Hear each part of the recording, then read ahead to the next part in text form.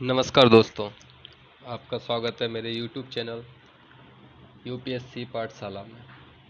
जैसा कि जब इस चैनल को शुरू किया गया था उस समय एक प्रॉमिस किया गया था कि इस पे एक 30 मिनट सीरीज़ शुरू की जाएगी और उस 30 मिनट सीरीज़ का उद्देश्य होगा 30 मिनट सीरीज़ शुरू की जाएगी और उस 30 मिनट सीरीज़ का उद्देश्य होगा आपके किसी भी टॉपिक को 30 मिनट में कंप्लीट कराना और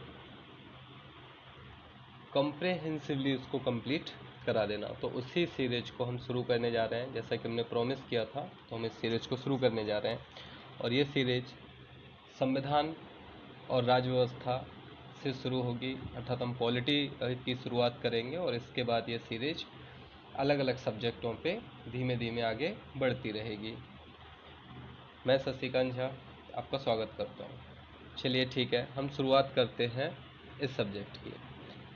तो सबसे पहले जैसा कि मैंने बताया था कि आपको संविधान के बारे में पढ़ाएंगे। तो इस संविधान में टॉपिक होता है संविधान का ऐतिहासिक विकास और संविधान के स्रोत। इन दो टॉपिक्स को हमने छोड़ दिया और सीधा हम संविधान की प्रस्तावना पे पहुंचे हैं। संविधान के स्रोत क्यों छोड़ा है? क्योंकि संविधान के स्रोत हम जैसे जैसे इसको आगे पढ़ते जाएंगे वैसे वैसे वो कंप्लीट होता जाएगा। जो टॉपिक आएगा उसमें जैसे ही शब्द आएगा, मान लीजिए प्रस्तावना है, तो प्रस्तावना को कहाँ से के संविधान से ये प्रेरित है, प्रस्तावना कहाँ के संविधान से प्रेरित है और इसकी भाषा कहाँ से ली गई है, तो ये सारी चीज़ें हम यहीं साथ में कंप्लीट करते चले जाएंगे इसी के साथ में। ठीक है, तो हम इसी के साथ में उस टॉपिक को कंप्लीट करते चले जाएंगे। और रहा ऐतिहासिक विकास, तो उसको हम सबसे लास्ट में करेंगे कि जैसे कि 1874 का अधिनियम, 1935, इस तरह के जो एक्ट हैं उनको हम लास्ट में करेंगे ताकि हमें समझ आएगा कि किससे क्या हुआ था। और हिस्ट्री की जब हम 30 मिनट सीरीज शुरू करेंगे तो आधुनिक भारत पढ़ते समय हम उसको और ज़्यादा अच्छे से कर लेंगे। ठीक है, तो शुरू करते हैं संविधान की प्रस्तावना से। देखिए, प्रस्तावना जब भी पढ़ते हैं प्रस्तावना में, तो संविधान की प्रस्तावना स्वयं में जो प्रस्तावना है, संविधान की प्रस्तावना, इसको कहा गया है कि यह संविधान का आमुख है। उद्देश्य का कहा जाता है, इसको संविधान का आमुख कहा जाता है, उद्देश्य का कहा जाता है और प्रीएम्बल इंग्लिश में कहा जाता है प्रस्तावना को। ठीक है, प्रस्तावना के बारे में कहा जाता है कि यह हमारे संविधान को समझने की कुंजी है। किस तरह से हमारा संविधान लिखा गया, आगे बढ़ाया और उसके क्या उद्देश्य हैं, किन उद्देश्यों की पूर्ति के लिए संविधान की रचना हुई, तो उसमें सारी चीज़ों के बारे में संविधान की प्रस्तावना में वर्णन है। जैसे कि स्वतंत्रता, हम नागरिकों को कौन कौन सी स्वतंत्रताएं प्रोवाइड कराना चाहते हैं। क्षमता, ठीक है, कौन कौन सी समता या समानता प्रोवाइड कराना चाहते हैं। तो इस तरह की चीज़ों को सबको प्रस्तावना में शामिल किया गया है। तो चलिए हम सबसे पहले प्रस्तावना को देखते हैं कि प्रस्तावना कब जोड़ी गई है। ठीक है, तो प्रस्तावना के बारे में सबसे पहले यह मूल संविधान में ही थी और इसका प्रावधान किया गया था मूल संविधान में ही। ये जवाहरलाल नेहरू द्वारा प्रस्तुत किए गए, जवाहरलाल नेहरू द्वारा प्रस्तुत प्रस्ताव पर आधारित है। तो जवाहरलाल नेहरू ने एक उद्देश्य प्रस्ताव पारित किया था, उसी उद्देश्य प्रस्ताव पर ये आधारित है। जवाहरलाल नेहरू ने इस प्रस्ताव को 13 दिसंबर 1946 को पेश किया था और सभा ने इसको 22 जनवरी 1947 को स्वीकार कर लिया था। इस प्रस्ताव को 22 जनवरी को स्वीकार कर लिया गया था। सर्वप्रथम यदि बात करें तो अमेरिका के संविधान में प्रस्तावना को शामिल किया गया था। तो प्रस्तावना का सबसे पहला प्रावधान कहाँ किया गया था? तो वो अमेरिका के संविधान में किया गया था।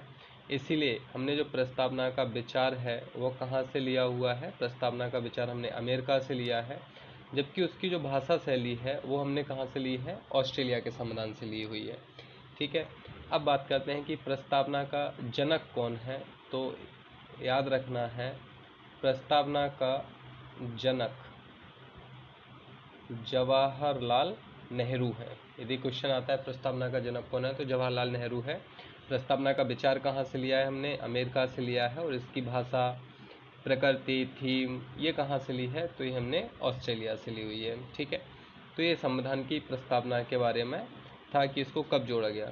उसके बाद बात करते हैं कि संविधान की प्रस्तावना है क्या। तो देखिए, जब आप संविधान की प्रस्तावना पढ़ेंगे उद्देशिका, तो उसका है हम भारत के लोग।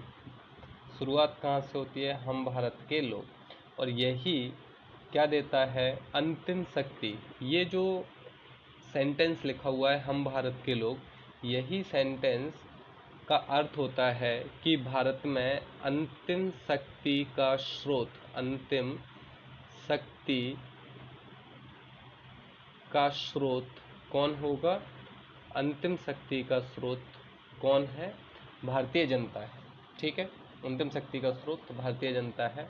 यहीं पर एक बात और याद रखना है कि पूरे संविधान में प्रस्तावना में जनता शब्द का प्रयोग नहीं हुआ है। जनता शब्द का प्रयोग नहीं हुआ है। जनता शब्द का प्रयोग नहीं हुआ है, इसको भी याद रखना है। आ जाए तो ध्यान रखना है। तो हम भारत के लोग भारत को एक संपूर्ण प्रभुत्व संपन्न समाजवादी पंथ निरपेक्ष लोकतंत्रात्मक गणराज्य बनाने के लिए और तथा उसके समस्त नागरिकों को न्याय, कौन कौन से न्याय की बात करेंगे? तो देखिए, यहाँ पे 5 प्रकार के न्यायों की बात की गई है। सॉरी, 3 प्रकार के न्याय। न्याय कितने? 3 प्रकार के न्याय की बात की गई है, सामाजिक, आर्थिक और राजनीतिक। ठीक, और स्वतंत्रता कितनी बात की गई है? तो 3 न्याय, 5 स्वतंत्रताओं की बात की गई है। कौन कौन सी स्वतंत्रताएं हैं? विचार, अभिव्यक्ति, विश्वास, धर्म और उपासना। विचार, अभिव्यक्ति, विश्वास, धर्म और उपासना की स्वतंत्रता की बात की गई है। उसके बाद ही समता, हमें 2 चीज़ों की नागरिकों को 2 चीज़ों के बारे में कहा गया है, प्रतिष्ठा और अवसर की समता होगी। प्रतिष्ठा और अवसर की समता प्राप्त करने के लिए और उसके समस्त नागरिकों में गरिमा, राष्ट्र की एकता और अखंडता सुनिश्चित करने वाली बंधुता बढ़ाने के लिए दृढ़ संकल्पित होकर संविधान सभा में। तो याद रखना है, तारीख क्या है जिस दिन आत्मार्पित समर्पित किया गया? तो 26 नवंबर 1949 को संविधान लागू होता है। लेकिन यदि है कि पूर्ण रूप से कब लागू हुआ था, तो वो 26 जनवरी 1950 को पूर्ण रूप से लागू हो गया था संविधान। ठीक, तो ये संविधान की प्रस्तावना है। संविधान की प्रस्तावना अपने आप में ही इम्पोर्टेंट हो जाती है। क्यों? क्योंकि देखिए, वहाँ शक्ति के स्रोत के रूप में किसको बताया गया है? हम भारत के लोग। हम कैसा संविधान बनाना चाहते हैं, इसके बारे में वर्णन मिलता है।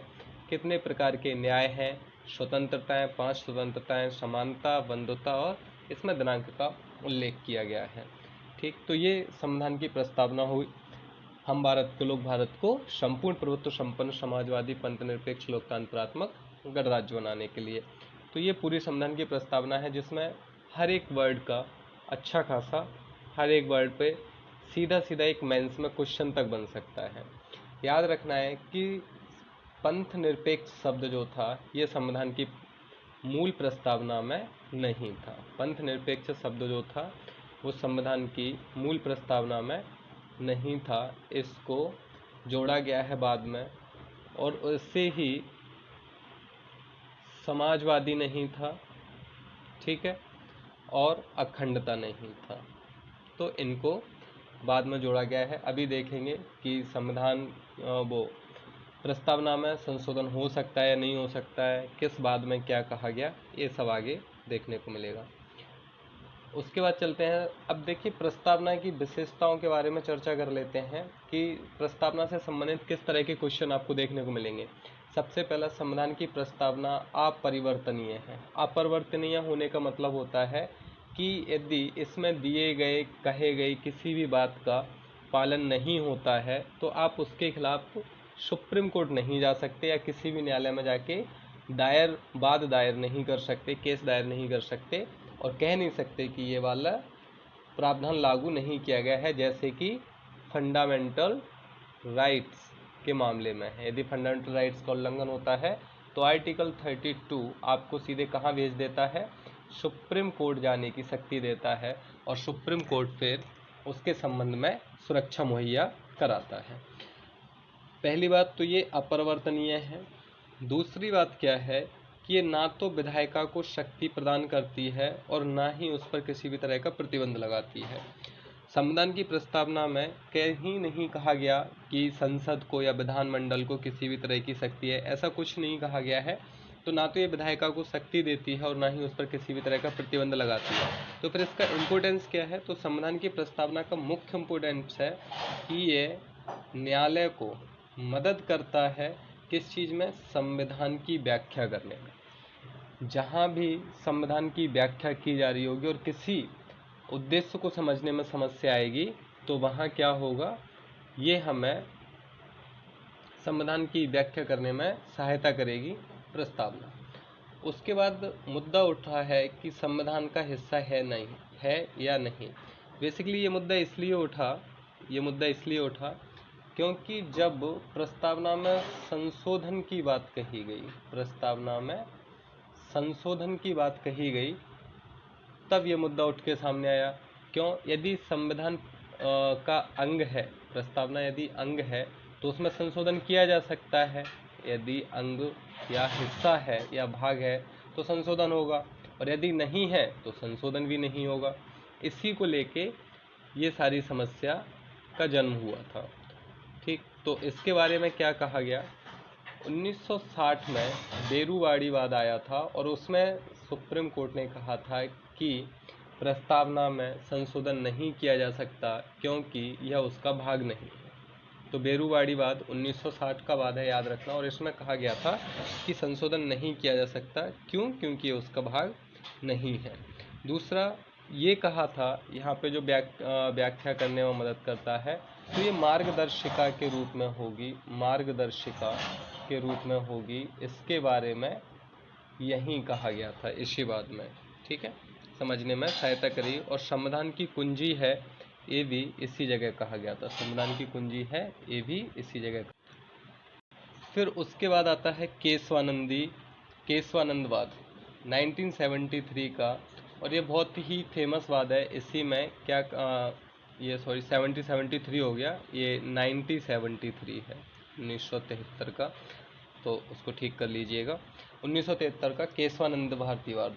तो केशवानंदवाद में कहा गया है कि ये भाग है और इसमें संशोधन किया जा सकता है। ठीक है, इसमें संशोधन किया जा सकता है और मूल ढांचे का सिद्धांत दिया। ठीक, उसका LIC ऑफ इंडिया वाद आया 1995 में, भी कहा गया कि भाग है।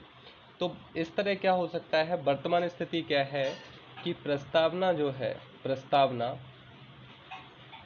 अंग है या हिस्सा है? प्रस्तावना अंग है या हिस्सा है किसका? संविधान का। और हिस्सा है तो इसमें क्या हो सकता है? संशोधन हो सकता है। ठीक है, अंग है तो इसमें संशोधन हो सकता है। ठीक, लेकिन केशवानंद भारतीवाद में ही एक सिद्धांत दिया गया था, मूल ढांचे का सिद्धांत। मूल ढांचे का सिद्धांत।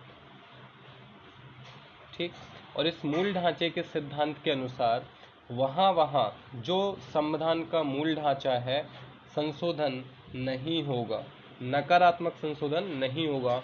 और इसी के अंतर्गत पंथ निरपेक्षता इसको मूल ढांचा घोषित किया गया है। इसीलिए संविधान में संशोधन तो हो सकता है लेकिन पंथ निरपेक्षता को छोड़कर। ठीक, तो पंथ निरपेक्षता को छोड़कर संशोधन किया जा सकता है। तो ये प्रस्तावना के बारे में थी। गैर न्यायिक है, यानी कि उसको लेके आप सुप्रीम कोर्ट नहीं जा सकते, न्यायालय में जाके किसी भी न्यायालय में जाके बात दायर नहीं कर सकते। ना तो विधायिका की शक्ति का स्रोत है और ना ही प्रतिबंध लगाती है। संविधान की व्याख्या करने में सहायता करती है, संविधान का हिस्सा है और इसमें संशोधन किया जा सकता है। ये सारी बातें यहाँ तक अभी क्लियर होती हैं। अब उसका जब संशोधन किया जा सकता है तो कितनी बार संशोधन हुआ है? तो याद रहे, प्रस्तावना में अभी तक एक बार संशोधन हुआ है, और वो भी कौन सा? 42वां संविधान संशोधन 1976। और इसमें 3 शब्द जोड़े गए थे, समाजवादी, पंथ निरपेक्ष और अखंडता। बस इसके बारे में इतना ही है कि संविधान प्रस्तावना में कितनी बार संशोधन हुआ है, तो एक बार संशोधन किया गया है। कब किया गया था, तो 42वां संशोधन 1976 में। क्या जोड़ा गया, तो 3 शब्द जोड़े गए, समाजवादी, पंथनिरपेक्ष और अखंडता, ये 3 शब्द जोड़े गए। यहाँ से सीधा सीधा क्वेश्चन पूछा जाता है, तो उसको याद रखना है। उसके बाद प्रस्तावना के बारे में अलग अलग लोगों ने अलग अलग बातें कही, जैसे कि कुछ अर्नेस्ट वॉकर थे, उन्होंने कहा था कि प्रस्तावना संविधान निर्माताओं के विचारों को जानने की कुंजी है। अर्नेस्ट वॉकर ने क्या कहा था कि प्रस्तावना जो है वो संविधान निर्माताओं के विचारों को जानने की क्या है, कुंजी है। उसी तरह प्रस्तावना सबसे सम्मानित भाग है और प्रस्तावना संविधान की आत्मा है। ये दोनों ही बातें किसने कही थी, तो ये दोनों बातें ठाकुरदास भार्गव ने कही थी कि प्रस्तावना सबसे सम्मानित भाग है और प्रस्तावना संविधान की आत्मा है। उसके बाद राजनीतिक कुंडली है, प्रस्तावना संविधान की राजनीतिक कुंडली है, ये किसने कहा था, के.एम. मुंशी ने कहा था। और प्रस्तावना संविधान का परिचय पत्र है, ये पालकीवाला ने कहा था। प्रस्तावना संविधान का परिचय पत्र है, ये किसने कहा था, N.A. पालकीवाला ने। ठीक, तो इस तरह से ये प्रस्तावना के बारे में अलग अलग कथन कहे गए हैं। यहाँ से भी क्वेश्चन पूछ लिया जाता है कि संविधान निर्माताओं के विचारों को जानने की कुंजी है प्रस्तावना, किसने कहा गया है, अर्नेस्ट वॉकर ने, ठाकुरदास भार्गव ने, के.एम. मुंशी ने, पालकीवाला ने, तो ये अर्नेस्ट वॉकर ने कहा गया है, के द्वारा कहा गया है। ठीक, तो इसी के साथ आपकी प्रस्तावना से संबंधित जो भी तथ्य थे वो यहाँ कंप्लीट करा लिए गए हैं। ठीक है, प्रस्तावना से संबंधित जो तथ्य थे उनको यहाँ कंप्लीट करा लिया गया है। याद रहे ये सीरीज वनडे एग्ज़ाम